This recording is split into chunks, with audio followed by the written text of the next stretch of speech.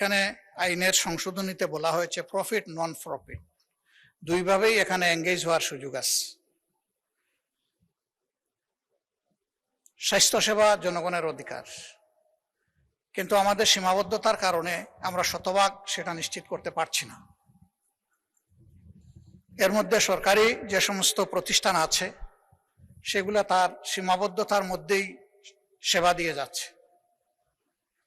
আমাদের দেশে tertiary level স্বাস্থ্যসেবা সরকারিভাবে একটাই, সেটা বাংলাদেশ মেডিকেল বিশ্ববিদ্যালয়। এই জায়গাতে কারা আসে? যাদের সামর্থ্য কুলায় না বাইরে প্রাইভেট টারশিয়ারি লেভেলের চিকিৎসা সেবা নেওয়ার, তারা এখানে আসে। এখন এখানে যদি আবার প্রফিট বেসড কোনো ইনিশিয়েটিভ নেওয়া হয় বা যুক্ত করা হয়, এখানে জয়েন্ট স্টক কোম্পানি থেকে এটা রেজিস্ট্রেশন নিতে হবে।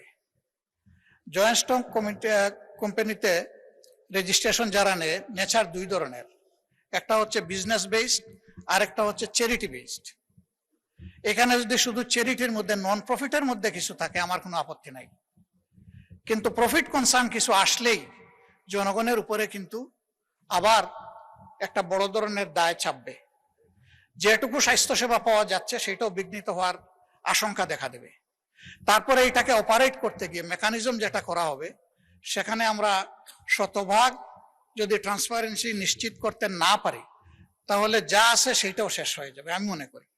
আমার এই ধারণা থেকে আমি অনুরোধ করব যে মাননীয় স্বাস্থ্যমন্ত্রী তার বিলটাই প্রত্যাহার করুন, আরো চিন্তা ভাবনা করে স্বাস্থ্য সংক্রান্ত স্থায়ী কমিটি গঠন হোক, তারা আরো বিবেচনা করে ভবিষ্যতে যদি কোনো জনকল্যাণকর বিল আনতে হয় তাহলে সেটা আনাই যুক্তিসঙ্গত হবে বলে আমি মনে করি। মাননীয় স্পিকার, আপনাকে ধন্যবাদ।